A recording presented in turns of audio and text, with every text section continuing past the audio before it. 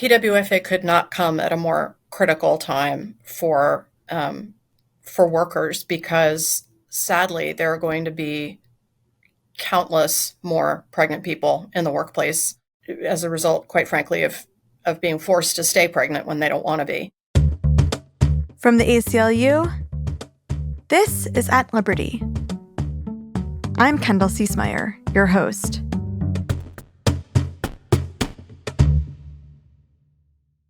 On Tuesday, June 27th, more than a decade after its first introduction in a congressional committee, the Pregnant Workers Fairness Act went into effect, changing the landscape of work for all pregnant people.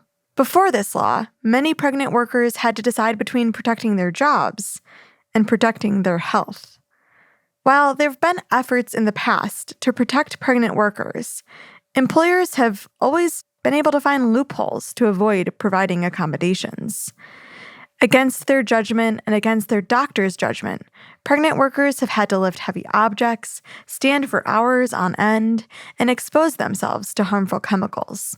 This will no longer be the case, thanks to national advocacy efforts, including those from us here at the ACLU. Today, we're speaking with Vanya Lavelle, Senior Legislative Counsel in the ACLU's National Political Advocacy Department, who will share more about the mammoth undertaking that moved this law to its passage. And also, Jillian Thomas, Senior Staff Attorney for the ACLU's Women's Rights Project, who will detail what the act looks like in practice. Vanya, Jillian, welcome to At Liberty. So happy to have you here to talk about good news. We love good news. Yeah, happy to be here. Thanks so much for having us. So first off, I just want to say congratulations on passing the Pregnant Workers Fairness Act, known as PWFA for short. How did you feel when the law was passed on December 23rd and then when it officially went into effect on June 27th? Can you take us back to those moments? Vanya, I'll start with you. It's really hard to describe the joy that we felt. This had been a long time coming. We've been working on this bill for 10 years, but the last 3 years were some of the most grueling, years that I've been through in terms of legislative advocacy and trying to push through a campaign. And it literally came down to the very last days. We were looking at failure. So to see it finally go through was just hard to describe the joy, the happiness. There were tears, folks calling each other, and it was just incredible. Jillian, was that your experience? Oh, absolutely. I have been litigating pregnancy accommodation cases for more than 15 years. The bulk of my pregnancy discrimination work in my career has been on failure to accommodate claims. So the mammoth undertaking that Vanya led, and it is accurate to say she led it, has met with so much resistance so many times, and we have faced so much difficulty in the courts over and over trying to litigate under prior statutory protections, which we'll talk about in more detail why those were insufficient. It really is not an understatement to say it was sort of surreal that the landscape could finally be changing in this way. It's the first federal protections for pregnant workers passed in 45 years. So Wow. That's how mega significant and surreal it was. I want to get into how we got this done. And Vanya, I'm very much looking forward to hearing this story. But I want to first start with why this was so important to pass in the first place. Many people were, and still are, unaware that previous laws didn't sufficiently provide accommodations for pregnant workers. And Jillian, you hinted at this, even with the Pregnancy Discrimination Act and then Young versus United Parcel Service, pregnant workers have continued to face challenges. Can you briefly explain, Jillian, what this law and then the case did for pregnant workers and what protections were available? and then maybe perhaps the holes? So you're right. The Pregnancy Discrimination Act was the primary vehicle that we as litigators had at our disposal in these kinds of cases. It was enacted in 1978, and it has two clauses. The first clause is the one that prohibits what you might think of as more vanilla discrimination. I'm not going to hire you because you're pregnant, or we're not giving you that promotion because you're pregnant. But the second clause of the PDA says that for all employment-related purposes, including receipt of fringe benefits, and in this case, we consider accommodating temporary impairment a fringe benefit, for all those purposes, pregnant workers are to be treated the same as others similar in their ability or inability to work. And that language came out of the desire that Congress had in enacting the PDA to rebuke a Supreme Court decision in the late 70s where pregnant workers challenged GE's temporary disability benefits policy, that when you were out for a medical reason, they would pay your salary or part of your salary, but they excluded pregnant workers. The PDA was enacted against that backdrop, saying that when you have some sort of comprehensive benefit scheme that you make available to others who have some kind of impairment or inability to work, you have to extend it to pregnant workers too. The problem for workers who need accommodation, and just to be sure we're talking about our terms correctly here, that ranges from something preventive, like needing to take more bathroom breaks or drink water or be excused from performing certain tasks, to something that's more, that might be more structural, like changing your schedule or even getting to be away from work for doctor's appointments or bed rest. The problem was that employers were making their own determinations about who was, quote unquote, similar to pregnant workers in doling out those accommodations. And over again, leading up to the 2015 Young versus UPS decision that you alluded to, employers were saying, well, we give light duty, quote unquote, to workers who have been injured on the job. But pregnant people are not similar to people injured on the job because pregnancy is an, quote unquote, off the job medical condition, not something incurred on the job. We had hoped that Young would fix that, and in many ways it did, but the standard that was laid out there was still rather ambiguous and still was hamstrung by the actual language of the PDA, which does grant only a comparative right of accommodation. You only are entitled to whatever they give to other workers. It's not an absolute right. Just one last thing I'll mention about holes. The Americans with Disabilities Act, which has been in place for over 30 years, doesn't have that kind of comparative language that the PDA has. If you are a qualified worker with an impairment that qualifies as a disability, you get the reasonable accommodations you need, full stop, no matter what the employer gives to others. The problem is that most conditions of a quote-unquote normal pregnancy don't qualify as a disability. Morning sickness, the need to go to a doctor's appointment, as well as those preventive measures that I noted, like carrying a water bottle to stay hydrated. Those don't qualify as disabilities, so it didn't entitle pregnant workers to accommodation. And then the Family and Medical Leave Act, which people may know entitles qualifying workers to up to 12 weeks of unpaid leave and can be taken in intermittent chunks, including to just go to doctor's visits and so forth.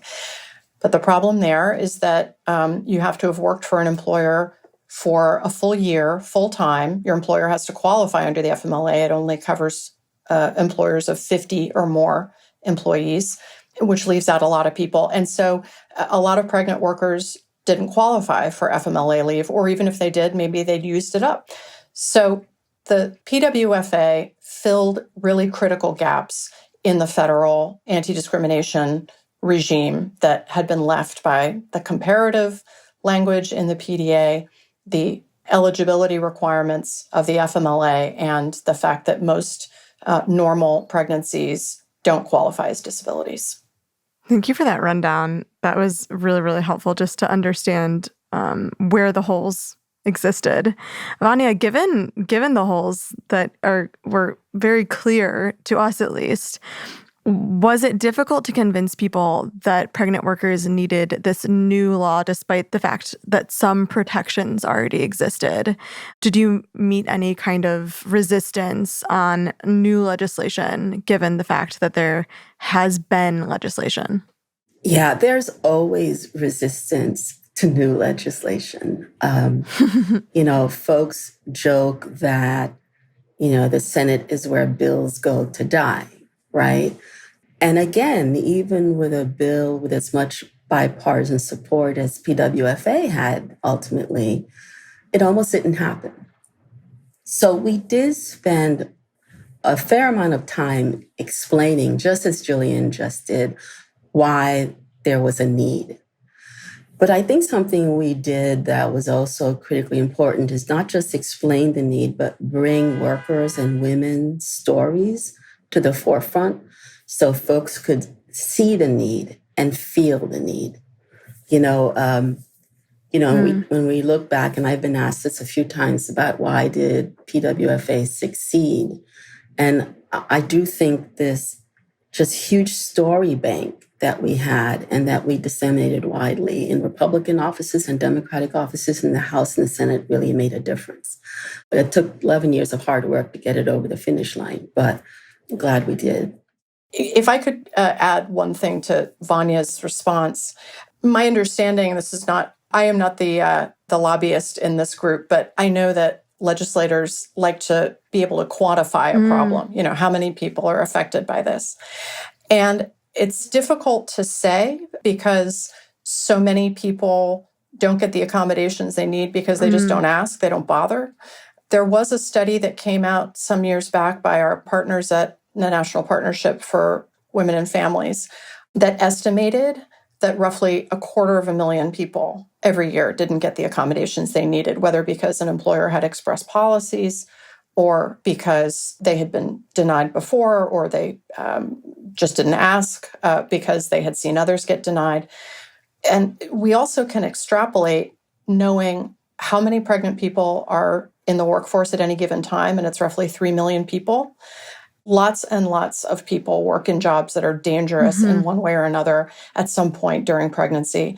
And the proof was in the pudding in terms of the court decisions and how often pregnant people were losing. And A Better Balance, our partners in this fight, did a study a few years after the Young versus UPS decision and found that 2/3 of plaintiffs challenging their denial of accommodations in court had still lost under the PDA.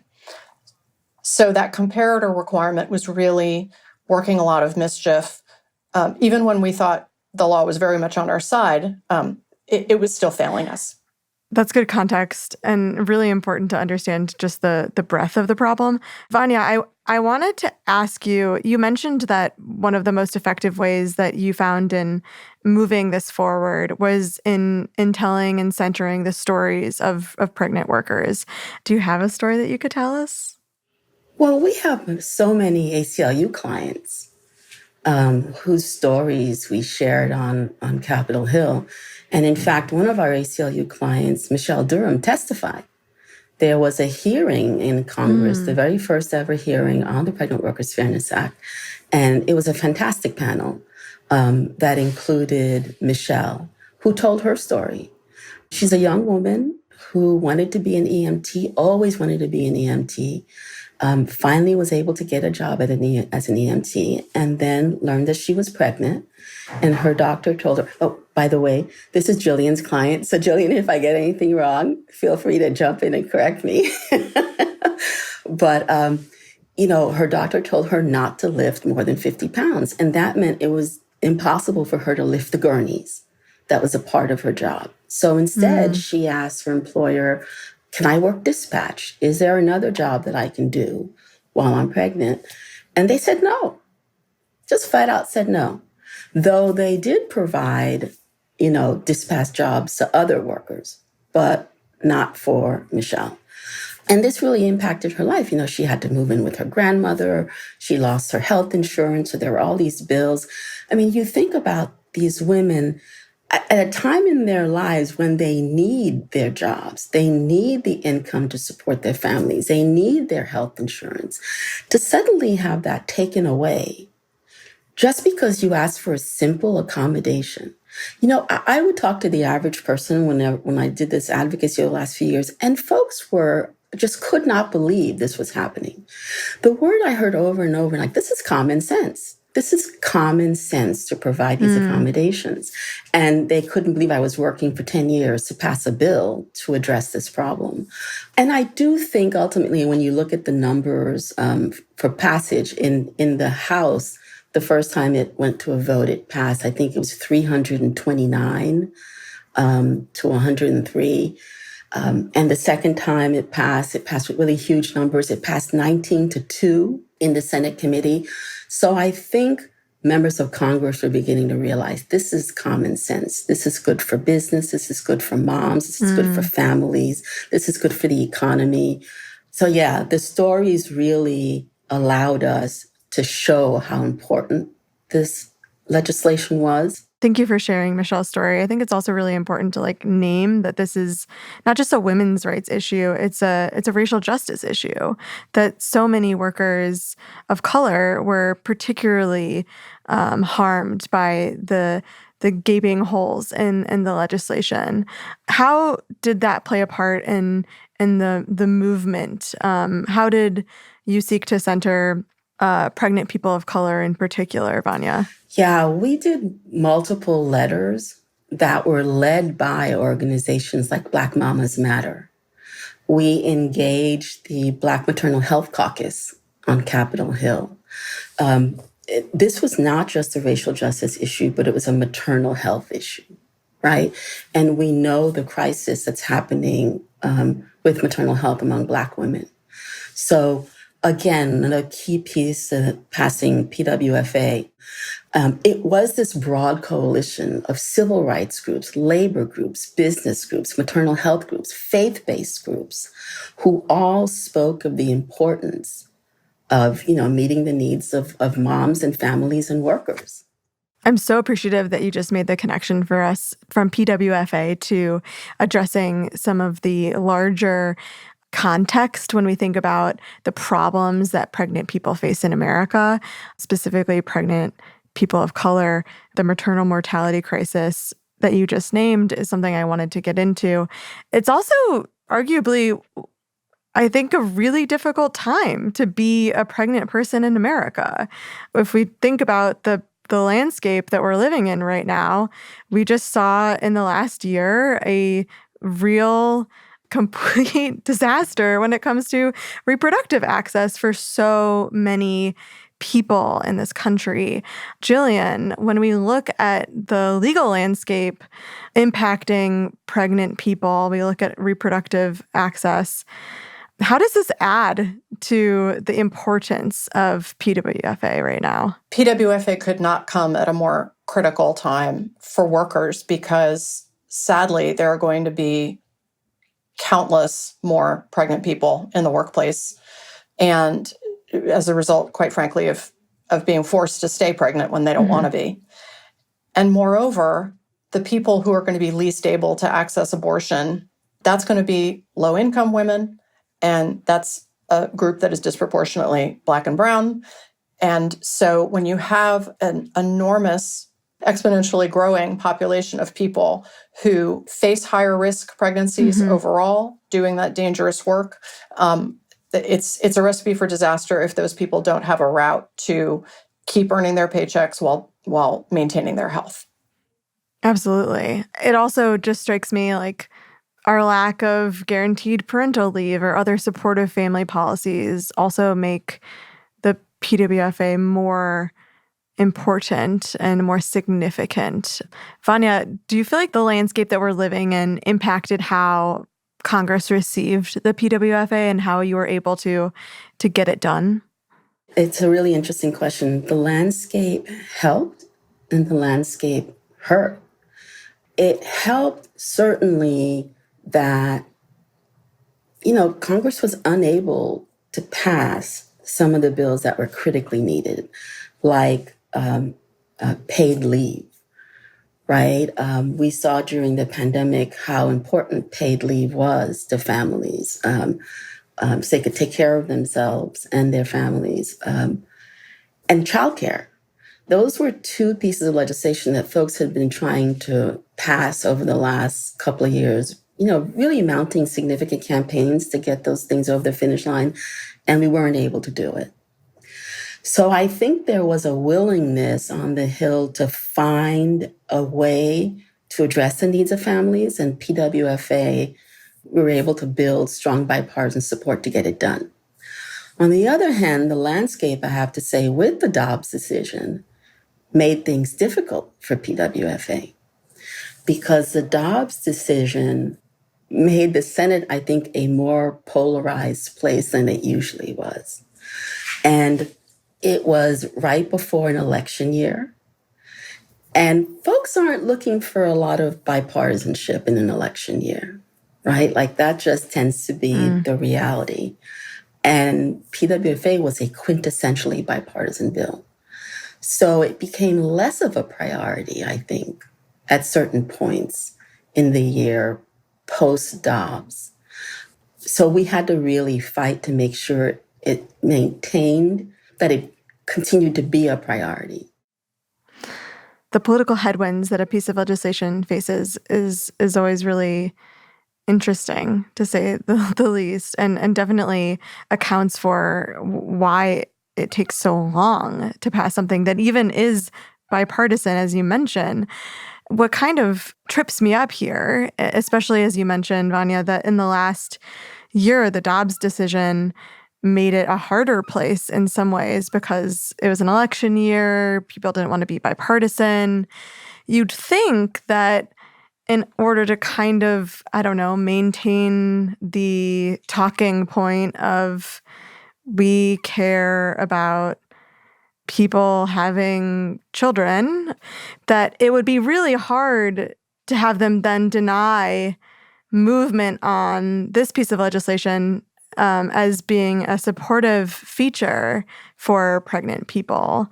That feels a little bit contradictory to me, that they would kind of perhaps the political nature of Dobbs would cause people to drag their feet a little bit more on getting it passed when it really seems like the bare minimum to help alleviate some of the repercussions that were coming in the wake of Dobbs. Was that part of the conversation? It was super complicated. It was, again, so many undercurrents. And, you're talking about 535 people, and especially in the Senate, those 100 senators have a lot of power. And many of them were in different places, supportive, but no. I have to say, I think even with some Democrats, very supportive, but maybe not now. Again, one of the reasons I think the bill passed is you did have this incredible coalition. I mean, it's not often that you have the ACLU, the U.S. Chamber of Commerce, and the U.S. Conference of Catholic Bishops on the same side of an issue, right? Like that doesn't generally happen. But there was tension about, well, could PWFA provide additional rights that some conservatives thought might not be helpful, might not be a good thing? What would those be? Well, maybe more reproductive rights. That under PWFA, if let's say the accommodation is you wanted to take leave to get an abortion, right? I think that there were concerns about that on some sides, and there were others of us who thought that'd be great. So there are just a lot of different undercurrents. And even I think among Democrats, the question is, the Dobbs decision really demonstrated the very widespread support there was for abortion rights and really galvanized the American people. And did we want to distract from that by, prioritizing the Pregnant Workers Fairness Act at this moment? And I think that's where some of the delays came in. And interesting. I mean, again, there were just lots of different undercurrents. Not everyone was on the same page about how to move forward because there was so much going on. I think what comes up for me is something to return a little bit to what Vanya mentioned with the maternal mortality crisis. Altogether, it just feels like being a pregnant person in America is a very political status. Whether or not you are pregnant, what you do when you're pregnant, how you can care or not care for yourself when you're pregnant, how you're treated after pregnancy, feels all very, very political in a way that I feel like it isn't perhaps in some of our peer nations. And I think it's also worth mentioning that, again, the maternal mortality crisis in the last 20 years, the number of people dying in the US from pregnancy-related causes has more than doubled, according to a new study that was recently published by the Journal of the American Medical Association. The largest rise has been in the deaths of Black women. Among our peer nations, the 11 countries with similar GDP, we have the highest rates of maternal mortality.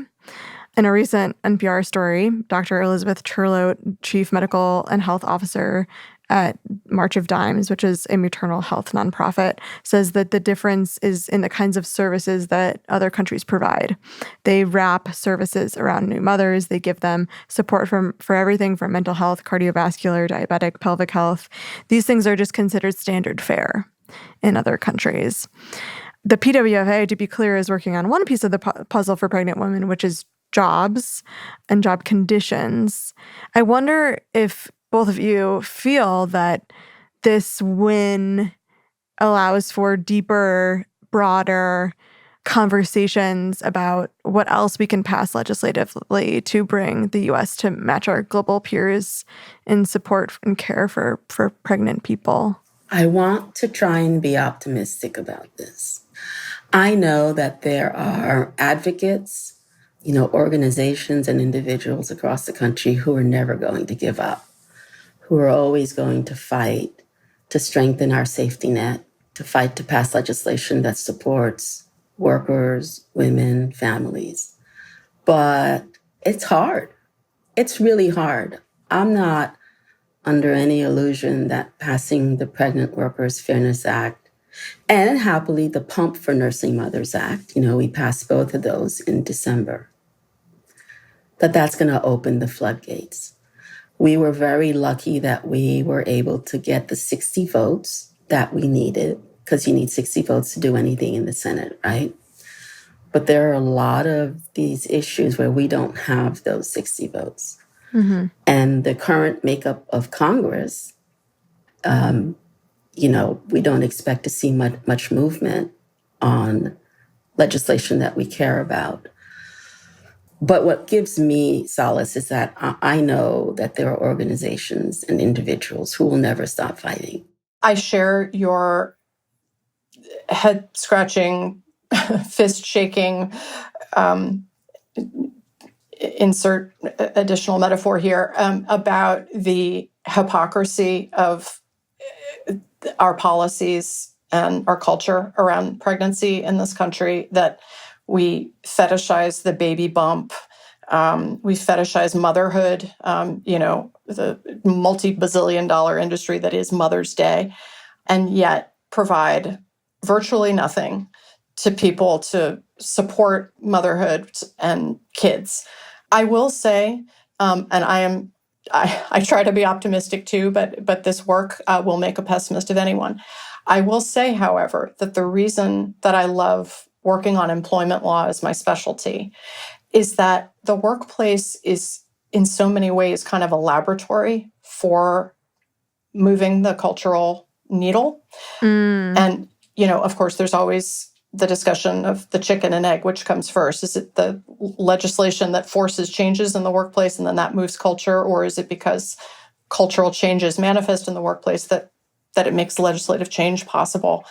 It's hard to say, but my hope around pregnancy and what PWFA contributes is that because of the sheer commonness of pregnancy, that 85% of working women will have at least one pregnancy during their lives, that pregnancy will be seen as a normal condition of employment.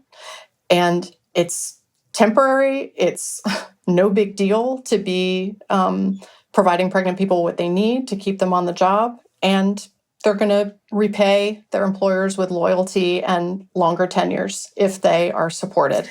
Can I also add that the fact that 30 states had passed PWFA was critical to passing it at the federal level, because that allowed us to go to members of Congress and say, your state has this. It gave them the cover, I think, to vote yes. Mm-hmm. And it also allowed us to talk to everyone. There are some members of Congress I never talk to because they never really are all that supportive of some of the things I work on. But this gave me a chance to go to a lot of red states and say, you can support this, and to have people from their states come and talk about why this was such a good thing and how it helped the people in their state.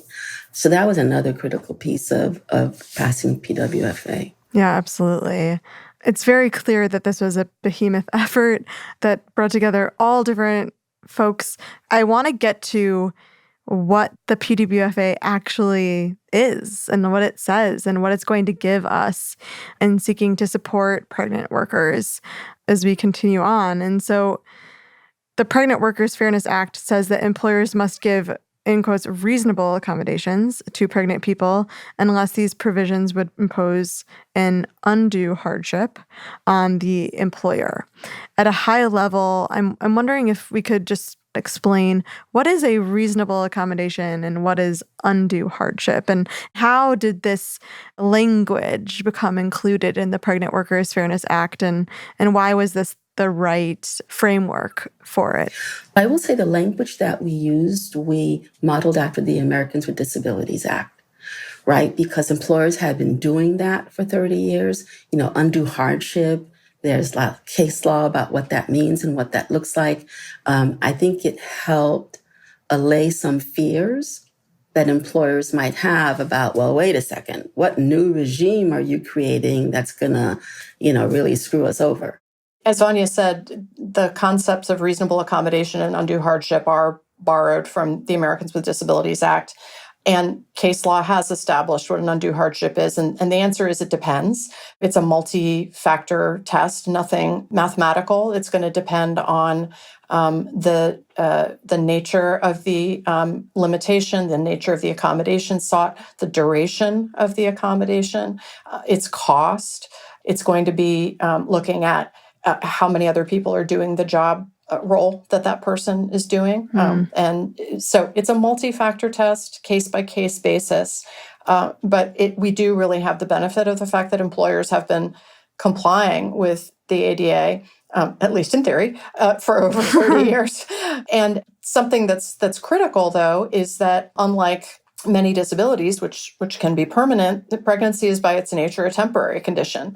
And so we're hoping that the concept of what an undue hardship is in the context of pregnancy accommodation will be something that's a higher bar, precisely because of the temporary nature. But PWFA specifically says that the definition of undue hardship is borrowed from the ADA. It also specifically says that the interactive process, quote unquote, that employers are required to engage in under the ADA in terms of identifying what's an appropriate accommodation that works for everybody, that also is incorporated in PWFA. It sounds like the familiarity of the ADA and compliance with the ADA within the workplace makes this implementation perhaps a little bit more familiar, smooth, more likely to go well, if you will. One question I had about how the ADA is structured is that it still does put a lot of onus on the person needing accommodations, which I think a lot of people who have been impacted by a lack of accommodations or an ADA violation would say that is a hardship. How do you respond to that, Jillian? Yeah, I think that's definitely a concern. And the PWFA specifically says that the employer is obligated to reasonably accommodate the known limitation of the worker. I think the interactive process, the hope is that because that is, at least in theory, a process that employers are familiar with, it will, in fact, avoid litigation, that there will be more kind of mutually satisfactory solutions arrived at between worker and employer. And what the interactive process means in plain English is, that the worker is explaining what their limitations are. I can do this. I can't do that. Maybe they propose an accommodation, I could do, as Vanya was suggesting with our client. I could do dispatch while I'm not able to do heavy Sure. lifting, that kind of thing. The employer then comes back and says, well, we don't have any dispatch positions, but we have these kinds of positions. Would that work for you? Or, 3 days a week we have this, 2 days a week is that. And it's supposed to be a back and forth that allows for a mutually satisfactory resolution to be reached. But going back to the question of conveying the limitation, I have seen a lot of training materials for employers about the ADA and ADA compliance, and it definitely puts the onus on employers, at least under the law. I'm not saying this works out in practice, but the law does say that a worker does not have to use any sort of magic words. You're supposed to be able to say things like, I'm having really bad nausea because of my pregnancy that's making it hard for me to get to work on time. That is supposed to kind of set off the alarm bells. Be enough to trigger a conversation. Yes, that is supposed to be enough. And similarly, through the interactive process, the employer is not, under the statute, supposed to force someone to go on leave, for instance, as their accommodation, if it's possible to identify something that will allow them to stay on the job. They are not allowed to force the employee to accept one kind of accommodation if another that would be equally feasible is available and preferable to the worker. But I mean, you're absolutely right that the law is only as good as as compliance with it, and unfortunately, workers who are not successful in getting what they need are the ones who have the onus of coming forward and taking the next step, whether that's filing an EEOC charge or whether it's filing an HR complaint. And, that's scary. Mm-hmm. Absolutely. Thank you for that breakdown. It's helpful and in understanding kind of what we can expect. And it does seem, at least in its setup, that it allows for individuality in accommodations, which I think if you're thinking about any kind of health-oriented accommodation, the way, disabilities manifest in people's bodies, all very different. The way pregnancy manifests in people's bodies, also very different. I want to wrap up with something kind of brief and hopeful, which is I would love for each of you to share what this effort, this passage of this law means to you professionally, personally, and also maybe if you've learned something from it or just some kind of reflection on what this process has been like and what you want to share with people. I've been at the ACLU 16 years, and I've participated in quite a few proactive and defensive campaigns. This was a grueling effort, but working with some of the best people I've had a chance to work with, not only in the coalition. We had a tremendous coalition that met every single week for 3 years, every single week, to develop strategy, to brainstorm, to figure out how we're going to overcome the many obstacles that we had to face. Our motto, both the coalition at the ACLU, is failure is not an option. And not because, we like to win, but we always remember these workers, these women who so desperately needed us to keep fighting, right? Like they couldn't take on these employers on their own. They were put on unpaid leave. They were fired and told to just fend for yourself. They were told they were expendable. And we were just not going to let that continue happening. I mean, this certainly has reinforced the view I've had that you never give up. Like the tenacity, you grind it out. You don't take no for an answer. Someone tells you no on one door, you find another door to open. But it was an amazing experience. I mean, honestly, one of the most grueling experiences of my professional life, but worth every, gallon of blood, sweat, and tears. Thank you, Vanya. That was really lovely. Jillian, do you have any thoughts to share as we close? I will say that at this moment in this landscape that we're dealing with in terms of Dobbs and so many other horrors, quite frankly, on the reproductive justice front, that to have some good news to have the hardships that our clients have gone through yield some larger collective progress is satisfying at a level that I don't know that I've experienced often in my career. I love litigating because I love the clients and I love their stories and I love telling them to as many people as possible and hopefully moving the needle for them.